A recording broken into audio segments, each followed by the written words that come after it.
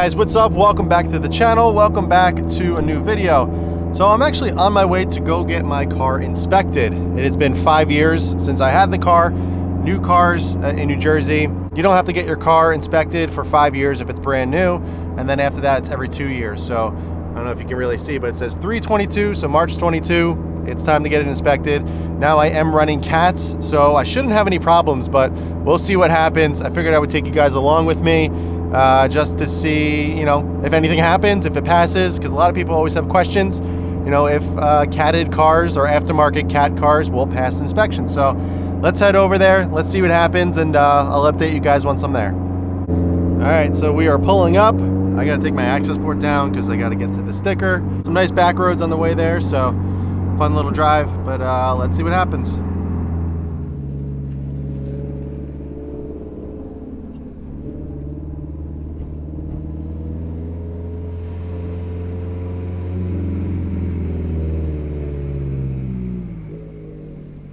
All right, so we're waiting in line.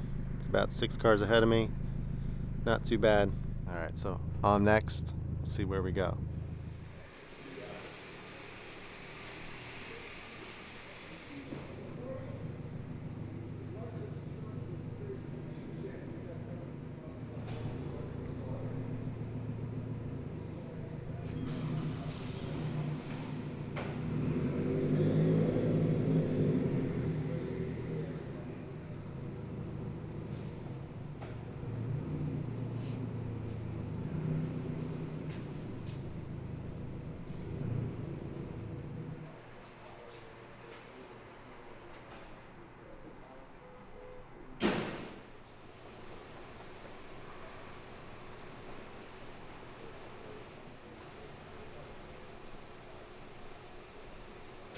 All right, guys, so we made it back from the inspection station. As you guys were able to see, I passed inspection, no problem. Didn't even ask any questions. I had no issues whatsoever. So if we go over to the driver's side, we can check out the sticker right there.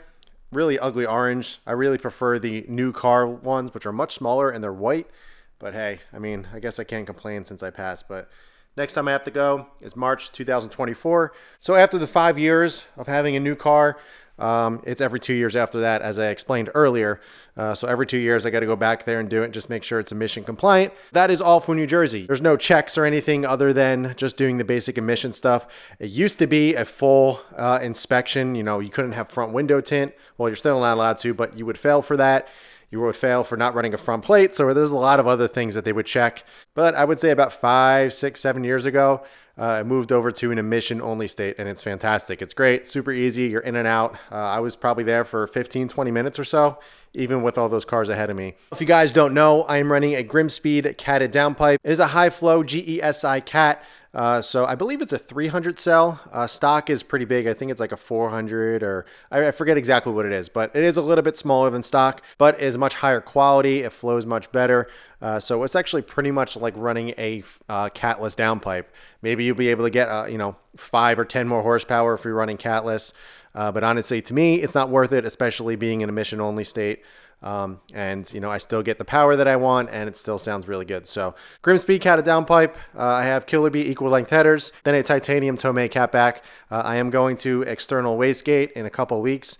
Not that that's really going to matter since there's no cats or anything emission related in the up pipe. But I figured I would mention that because that is going to be a future video, and I'm sure most of you would ask that. So currently stock up pipe, but going to external wastegate very, very shortly. Main reason why I'm doing this video is because I get asked what are stages of the WRX and STI. Now I'm going to be specifically talking about the EJ motor, the STI in general, and I'm just going to go over what the stages actually mean, kind of give you a rough idea of power. Obviously, that is going to vary a lot. There's going to be a lot of variables that come into play there. But I'm just going to give you an idea because I wanted to go over in a video as to what the stages are. I get asked that question a lot. Plus, getting this car to pass and going through inspection with emissions, I figured it was a good opportunity to go over all the stages, what works best, and then you guys can decide which stage is best for you. Now, what stages are, basically it explains what modifications are on the car and what kind of power levels that you could be at. Again, that's going to vary, but in the Subaru community, that's just kind of how it's always been. Everybody has been, what stage you're at. I'm going to stage 1, 2, 3, whatever. So explaining a little bit into detail as to which one means, kind of what power you're at, I feel like it would help a lot of people out instead of asking me the same questions on the daily. But keep in mind, this is just a very, very generic explanation. I understand people have built motors and they make fun of the whole entire stage thing. I understand the stage levels and modifications can vary from person to person, but this is a very, very generic baseline explanation of what stages are. So let's start off with the first one, stage 0. Anytime you hear that, that is stock. No tune, nothing on the car. You're running the stock map, the stock tune. There is nothing done to the car. Now for stage 0, we all know what the stock STI crank horsepower is, which is 305 or 310, depending on which engine you have in there. Whether it's the Type RA motor or the 2017 motor prior, that's 305, 310. But if you put it on the dyno and actually get the wheel horsepower, it's usually around 260, 270 or so.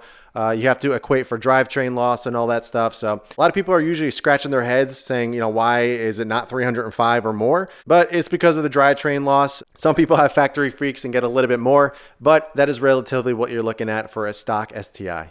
Next up is stage 1. Stage 1 is very, very straightforward. It's literally just a tune. You don't need anything else. You can have a stage 1 tune based off of the cob access port, or you can have an E-tune, but usually you'd be going through the access port. But either way, just a tune is stage 1. It's very, very simple. There's no hard parts that require you to go to stage 1.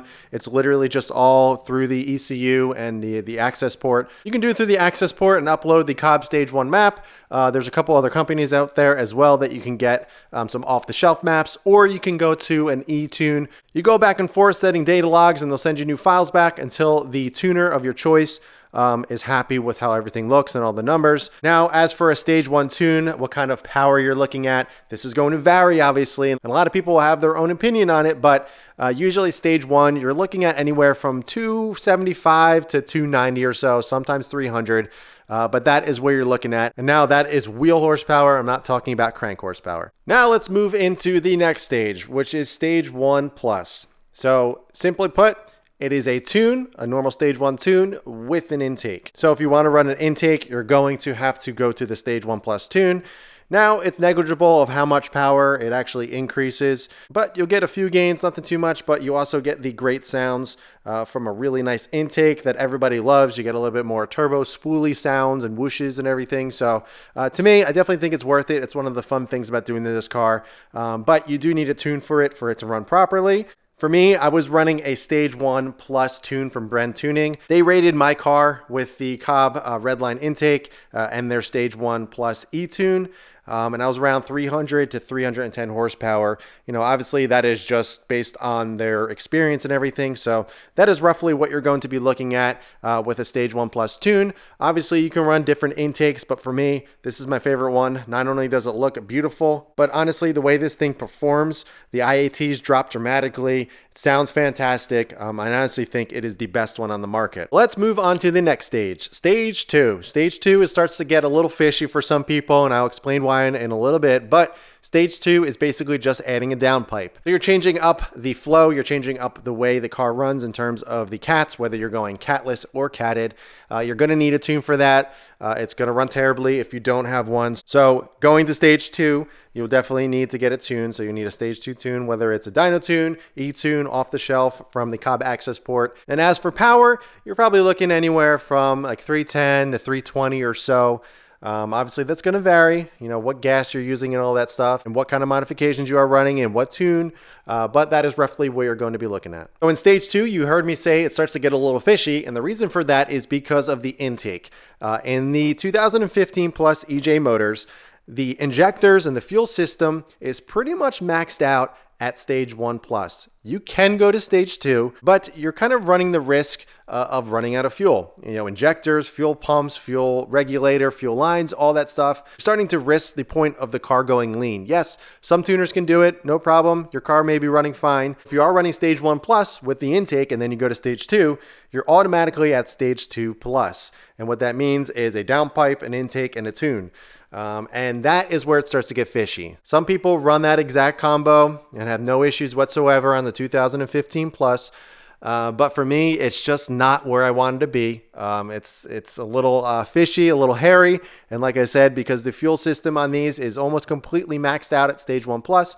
So once you start adding more air, more fuel to the whole entire system, you have a higher chance of the car going lean, which is not a good thing because that is what hurts motors. So if you guys notice, if you look on the access port, there is no tunes for stage 2 plus. It actually jumps to the next stage. Most tuners these days will not give you an off-the-shelf tune or do an e-tune even at stage 2 plus. Some will, but most of the time they're going to recommend doing fueling mods. As for power for stage 2 plus, I kind of skipped that level. I went right to stage 3, actually stage 3 plus if you want to get technical. But as for power levels, you're probably looking, probably around the same for stage 2. You're only going to see a bigger gain from adding more boost. So, the intake's not going to really add much. So I would say you're probably around 315-ish, 320. Again, that's going to vary based on fuel and mods and everything and who's tuning the car, but that is roughly where you're going to be at. All right, so now we are at the level that this car is at, which is stage 3 plus, whatever you want to call it. Stage 3 is basically everything that I mentioned: a tune, an intake, a downpipe,